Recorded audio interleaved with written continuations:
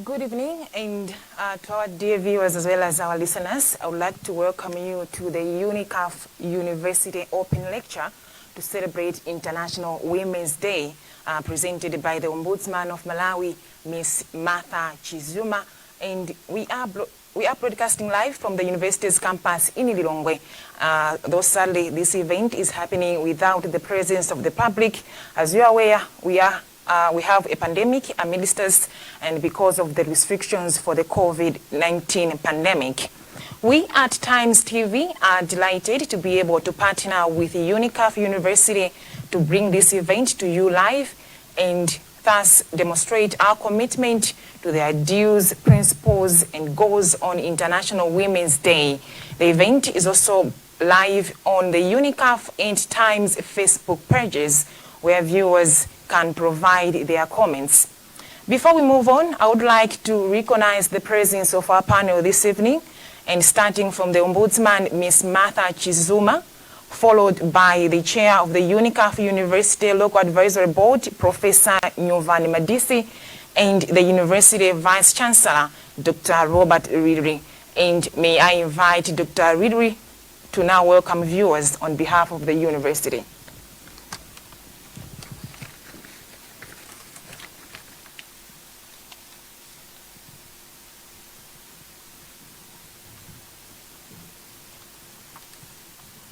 Thank you, Mrs. Kapalamula. I warmly welcome our guests and viewers tuning in for this important event. Unicaf University is proud to host this open lecture commemorating International Women's Day in partnership with Times TV and presented by one of the country's most respected high-ranking officials, the Ombudsman, Mrs. Martha Chizuma. One of the main themes of International Women's Day this year is leadership. And so I'm delighted to share the stage with three women leaders today. First, the presenter, Audrey Kapalamula. Second, Professor Nyovani Madise, Chair of Unicaf University's Local Advisory Board.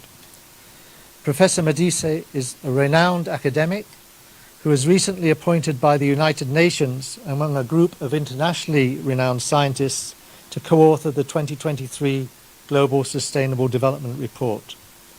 She was also recently appointed by the Vice President, the Right Honourable Saulos Chilima, to the Civil Service Comprehensive Review Task Force, which will review internal systems so that corruption can be minimised. And third, of course, our speaker today, Martha Chizuma, Ombudsman of the Republic of Malawi, who honours us all with her presence. Thank you, Madam Ombudsman, for accepting our invitation to present this open lecture in spite of your very busy schedule. International Women's Day recognises many roles of women are asked to play in our society and provides an opportunity to give them the respect and support they deserve. This support includes the empowerment of women so that they are able to develop their capabilities equitably and inclusively with men and form a just society which can achieve real development and progress. And nothing empowers self-development and promotes equality of opportunity like education. So it is only fitting that an educational institution provides the setting for this event. Furthermore, the advent of new technologies such as those employed at Unicaf University facilitates online learning, which allows new groups of people to fulfill their dreams, such as working professionals, mothers of young children, home carers, and people with disabilities. Nelson Mandela said, "Education is the most powerful weapon which you can use to change the world." Unicaf University hopes that through its actions, its online teaching and its scholarships, and events such as today's event, to help change the lives of Malawians, especially women of all ages and backgrounds. Thank you very much. I'd now like to call upon Professor Madise to formally introduce our guest speaker.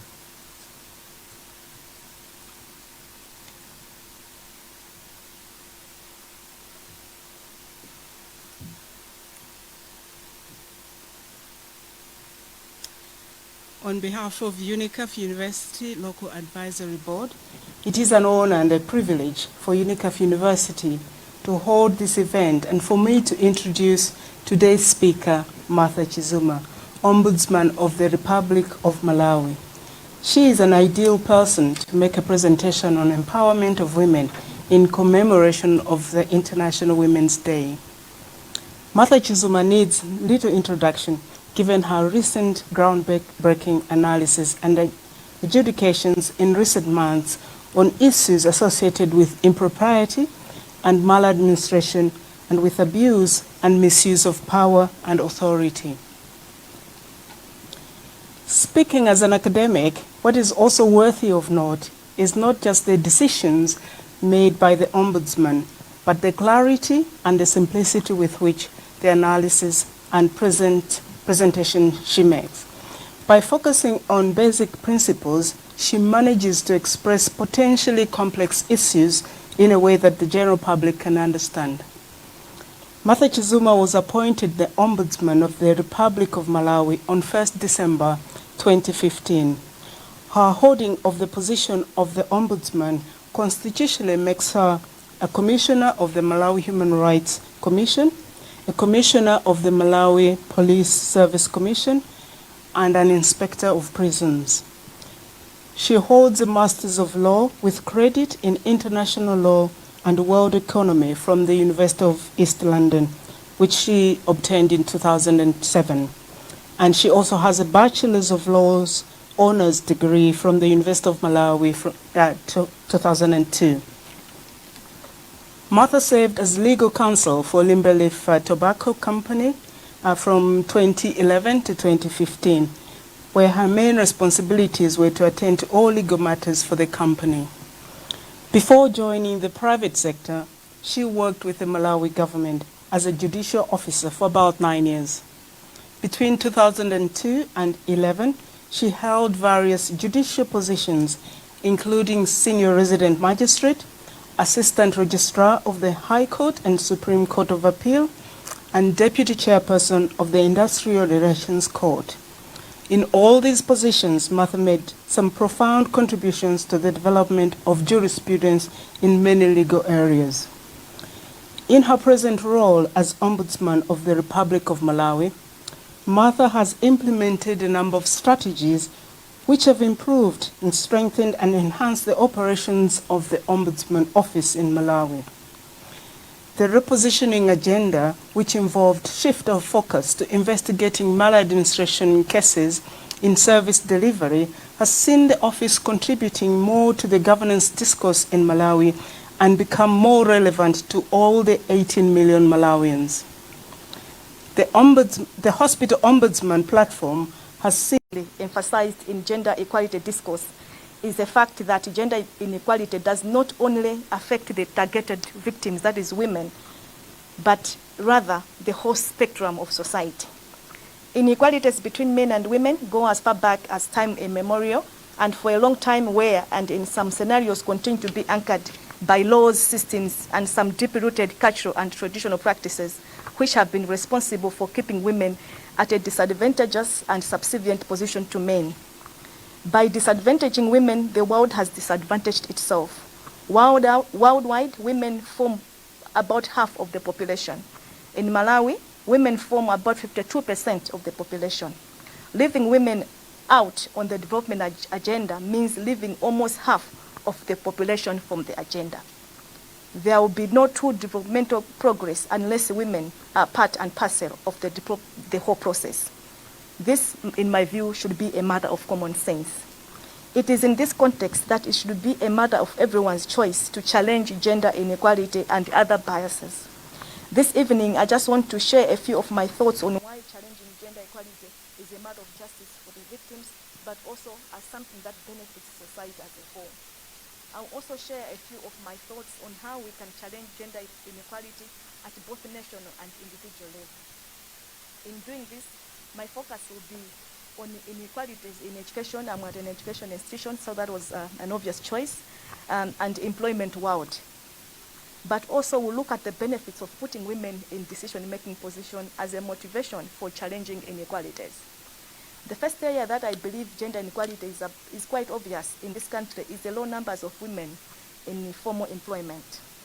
Whilst it is a matter of general knowledge that there is disproportionate underrepresentation of women in both public and private workspaces, I was still a bit taken aback a few days ago when I was reading an article by one Tiesere Chikapa titled Gender Culture and Women and Malawian Women's Reconciliation of Work and Family Responsibilities. The article was dated December 2020.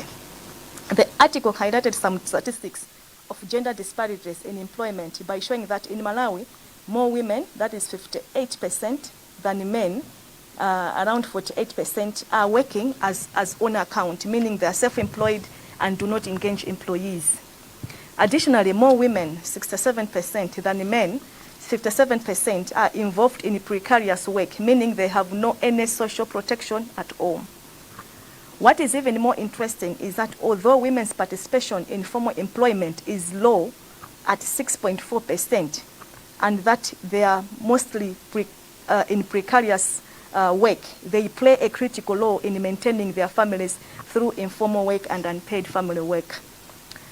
Every day I go to work passing through Area 3 police station side of the road, and I'm intrigued with multitudes of women coming from Mulikuni and Chinsapo side, getting off and buses, and others walking or trekking towards the Balolanjo area, where they are involved in various economic activities, operating on small businesses or working in mostly Indian shops. I've had several women come to my house to braid my hair who have told me that since their husbands cannot get a formal job, braiding hair is what puts food on the table, and it is sending their children to school. This simply demonstrates how sustenance of families in our cities to a greater extent depend on the women's earning capacity and power.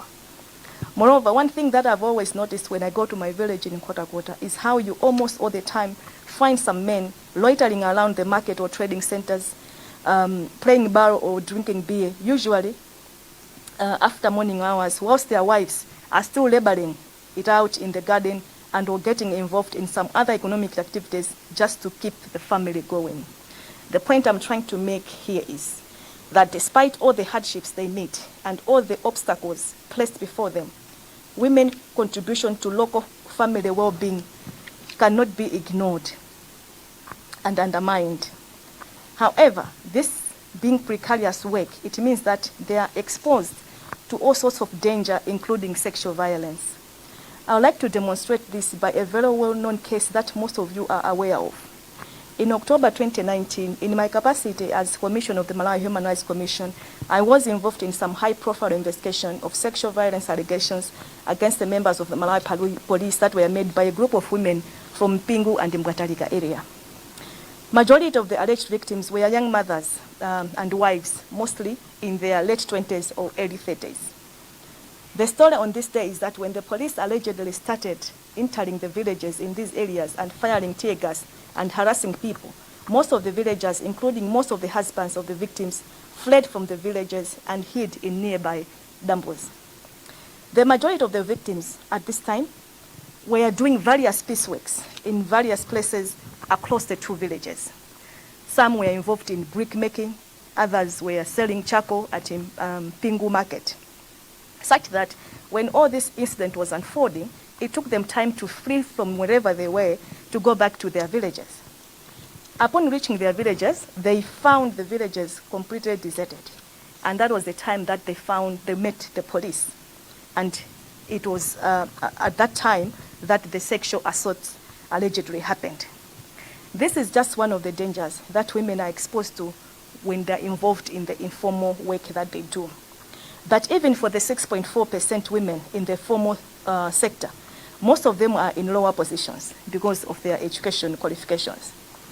And they do not advance in higher positions, with most of them citing huge family responsibilities.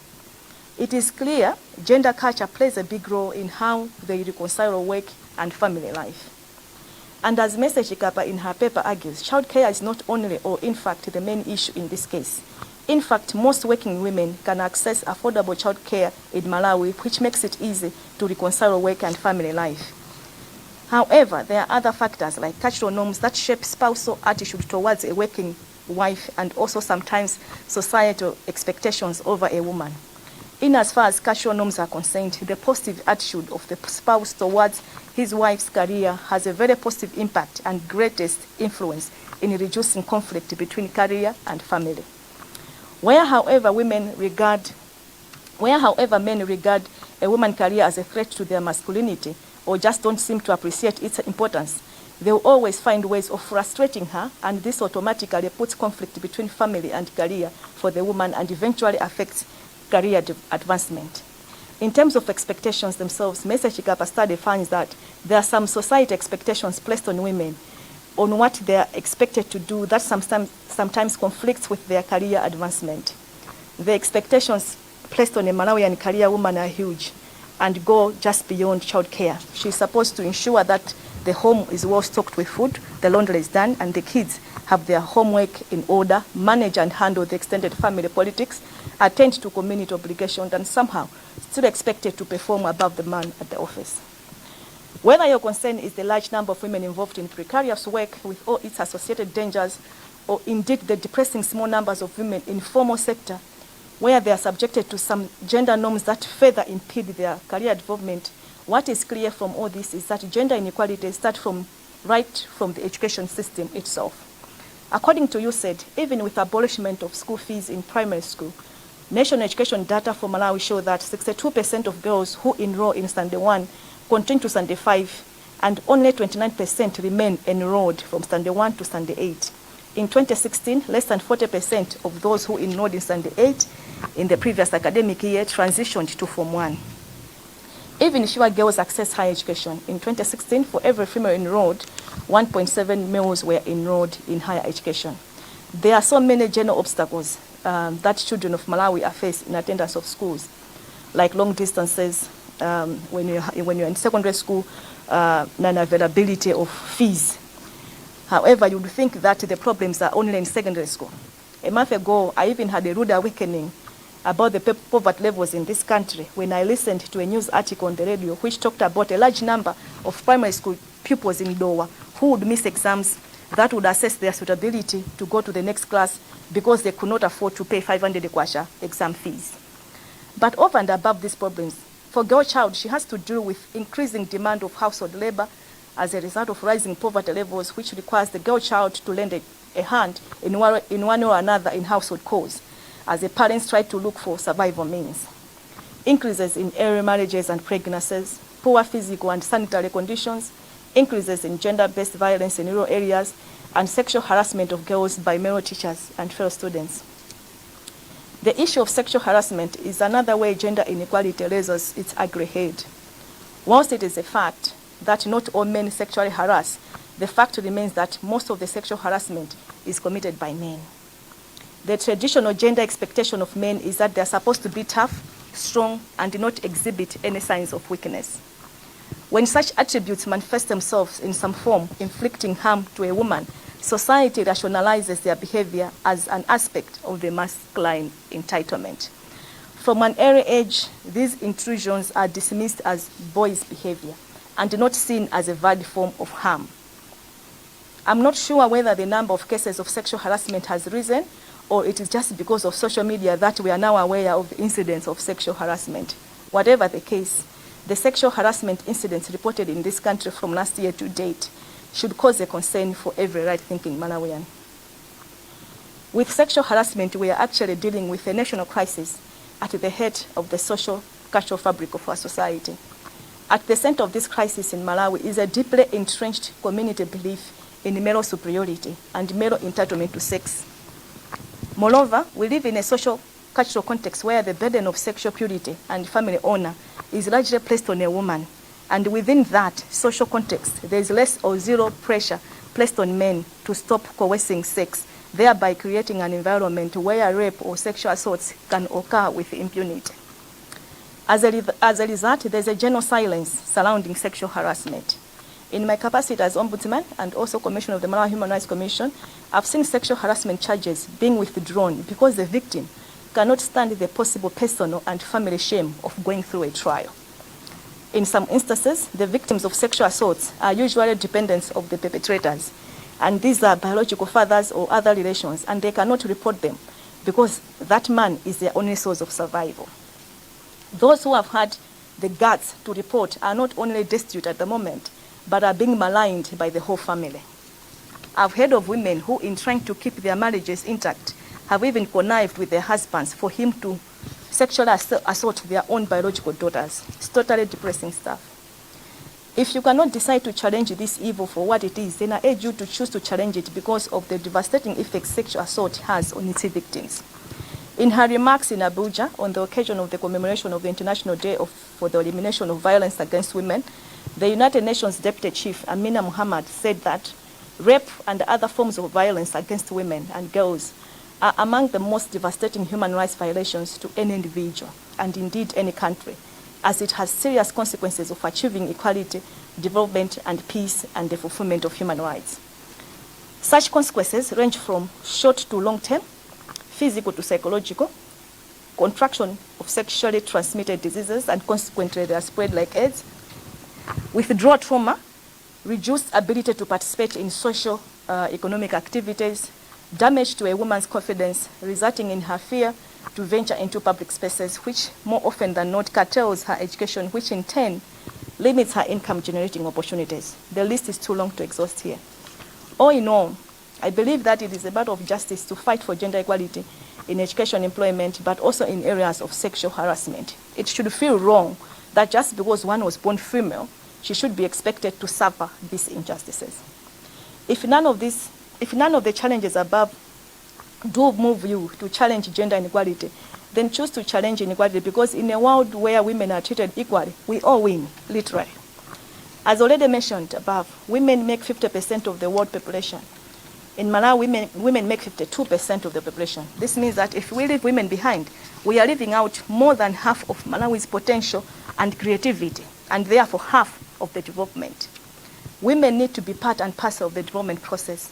Malawi's own development blueprint, Malawi 2063, which envisions an inclusively wealthy and self-reliant nation by 2063, recognizes the negative impact that gender inequality has across all sectors. It advocates for reinforcement of gender equality as well as empowerment of women and girls as critical to shaping decisions at the household, a community and national level. Accordingly, the importance of having women in leadership and in all decision-making positions cannot be overemphasized. UN Secretary General Antonio Guterres recently put it in this way: women leadership and decision-making is not a favor to women. It is essential to peace and progress for all. We cannot hope to turn the climate crisis around, reduce social divisions, or make sustained peace without the full contributions of all society. And as late Justice Ruth Ginsburg of the Supreme Court of Appeal of the US argued, women belong in all places where decisions are made. There is ample evidence that shows that women bring to leadership a more complete range of qualities modern leadership need, including self-awareness, emotional attunement, humility, and authenticity. When women have a chair on the table where decisions are being made, they positively influence social issues like health and education in a manner that benefits the society as a whole. I remember when I was at Limberleaf Tobacco Company, when I had my first child, that was when I was working as a legal counsel. That was when I realized that the company's policy only provided for 8 weeks maternity leave. This obviously was not right, and therefore right for me, and therefore not right for any potential mother in the company. And because I was in a position that could influence policy, I added my voice, and the maternity leave days were increased to 12 weeks. Compare this with the issue of the fistula center closure at Mibawa Hospital, where as soon as the COVID pandemic hit early last year, a decision was made to close the fistula center in April 2019. Whilst there probably were other considerations that went into that decision, the fact that the decision was made when the ministry had both a male minister and a male PS did not make for good optics. And the fact that the decision to reopen the center was made at the time the ministry had a female minister cannot be without mention. As we have already seen, obstacles to education, especially for women and girls, exposes them to high precarious work, but also generally affects their career advancement in formal work. This needs to be challenged because there's evidence to show how educating girls impacts and benefits all sectors of development. Investing in girls' education has reduced under 5 child mortality and child mortality by half because of the delay in childbirth age. It has had a significant positive effect on output, with the rate of return being a 5 to 12% increase in economic growth for each additional year of schooling in the average population. It has played an important role in increasing growth directly and through its impact on increased life expectancy and lower fertility rates. Lastly, more education for female farmers relative to the male farmers increases farm yields by as much as 22%. Giving women and girls access to education is a world priority for the good of all, and we should always remember that we are not speaking about a luxury, but a basic human need that we should guarantee to everyone. How then should we challenge? As demonstrated above, challenging the eve of gender equality should be a responsibility of all of us. For men, if you do not feel compelled to challenge gender inequality, despite of the fact that your own mother, sister, niece, daughter, or any of your female relation is at risk of it, challenge it because Malawi, a Malawi that promotes gender equality is of direct benefit to you as well. Specifically, first as a nation and at an individual level, depending on the space of influence that we have, we should stop forthwith providing excuses to implementing the existing legal and policy structures on gender equality. I am one of those who believe that we do have sufficient legal framework in this country on almost every matter, especially regarding gender equality. What is required is implementing or applying those laws and policies. Some of these laws have been on our books for more than 3 decades now, and that to date we are so much lagging in terms of achieving gender equality should be a point of shame for all of us, more especially when one considers that what is in issue here is not seeking a favor but a right. The talk shows about this important issue have to come to an end. Tangible, measurable actions need to be taken in sincerity. Secondly, I remember a few years some reporter asked me if we still need specific women's structures to fight for gender equality. My answer was that we may not need them forever, but for now, yes, we definitely need them. The specific structures and systems provide the best platform to challenge gender inequality because they can be specific in terms of their interventions. Although we may not see it physically, but we should always keep at the back of our mind that there's a whole system starting from our homes to the corridors of power at Capitol Hill that normalizes the perpetuation of inequalities against women. Specific structures are needed to deconstruct that, and to this end, the work so far done by these structures demands special recognition. I have in mind the Women Lawyers Association, the Women Judges Association, who have untiringly been in the forefront in providing specific gender equality intervention. Moreover, interventions that may not have been originally been intended as a gender equality intervention, but have similar impact on the ground, need to be specifically acknowledged. I have in mind the state-of-the-art online platform for Unicaf University, which provides the required flexibility for female students with children to study whilst also attending to their family obligations. A Malawi where gender equality is respected would be incomplete without amenities like these. Thirdly, if I may be specific to women now, with very few exceptions, we still live in a world which believes women are weak, women are subservient, women are inferior, women are secondary, women are less intelligent, women are incompetent, and most importantly, women cannot be leaders, nor can women hold any decision-making positions. We all know that is far from the truth, but yet it is a narrative that even in the face of contrary evidence still holds strong in some circles. We need to challenge this, but we will not challenge this with hysteria nor by adopting masculine traits. We will challenge by courageously showing our substance and integrity in all its feminine glory, because Malawi has been deprived that for so long. We need to invest ourselves in knowledge and skill and apply ourselves in our respective fields to the best of our abilities and let that speak for itself. Talking about integrity, and as I'm coming to an end of my lecture this evening, there is a saying that he who comes to equity should come with clean hands. Gender inequality is evil, and the world in which gender inequality is evil, and the world in which gender equality is being perpetrated is equally corrupt. If we are to challenge gender inequality, then we have to make sure that we have clean hands. In other words, we will only effectively challenge gender inequality if we bring a different and better flavor to the table.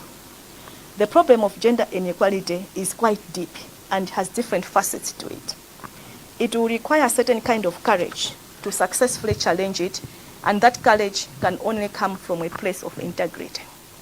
Integrity in both our personal and professional lives. And believe you me, I know issues of integrity are sensitive. They are not easy and are not comfortable subjects for discussion. But I truly believe that we do not have any other option about this. Once again, thank you very much for taking time to listen to my thoughts on this very important matter of gender equality. And I would like to sincerely thank Unicaf University for giving me this opportunity of this platform. This evening, it is my hope that you will choose to challenge and be a threat to every form of gender bias and inequality you may be faced with in our society.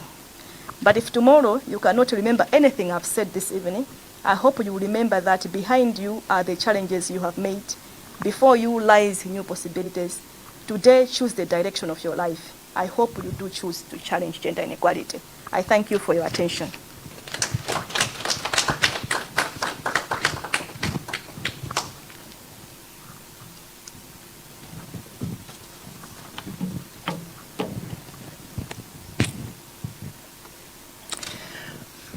Thank you very much, Madam Chizuma, for that marvelous presentation. And I think we still have some few minutes before we move on to another activity. Just one question because of time.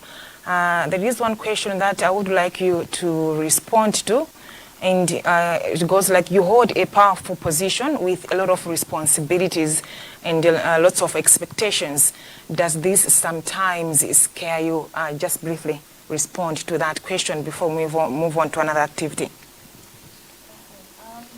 Thank you very much for that question. I think I'll answer that question by giving an example of an incident that happened in the office in the early days of my appointment. This was the time when I was, I think, 4 months into the office, and we had received this complaint on the tractor gate, the famous tractor gate case. When the complaint had come, I usually, and this is a practice that I haven't stopped since I went into the office, I usually bang heads with especially the directors, the senior people within the office. So I remember after receiving the complaint, I sat on it for about 2, 3, 4 days, and then later in the week I brought together all the senior people, and I told them about that complaint. And the consensus then was that, Madam, don't even dare.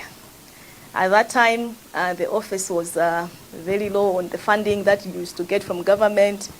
And I think I had previously, just like 2 weeks or a week into my appointment, icked one of the most senior cabinet minister through a letter that I had written to him. So they said, please, Madam, shut up.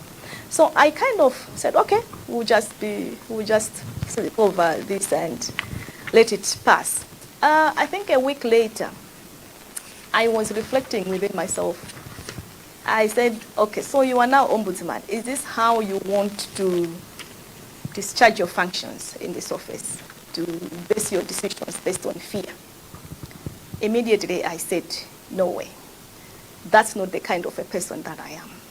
So I remember going back to the office and inviting all my colleagues again and said, we are going to do this investigation, whatever comes.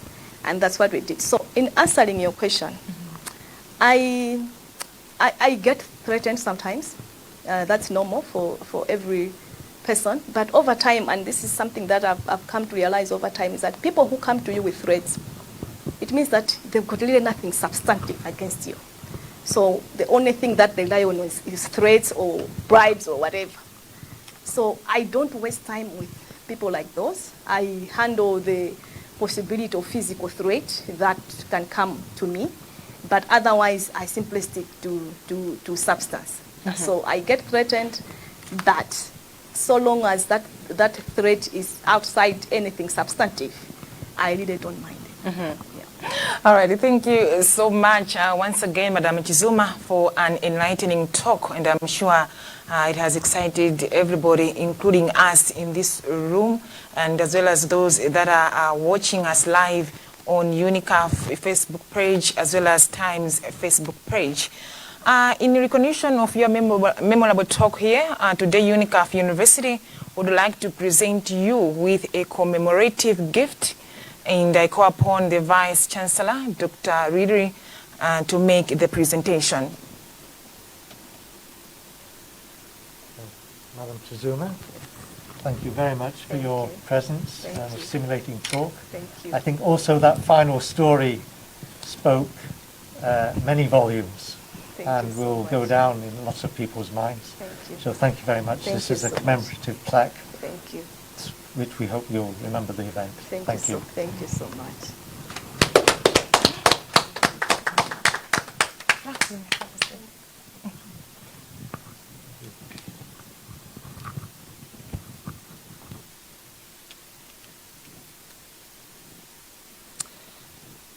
That brings to an end of this live event featuring the Ombudsman of Malawi to commemorate International Women's Day, and we hope you have enjoyed the program.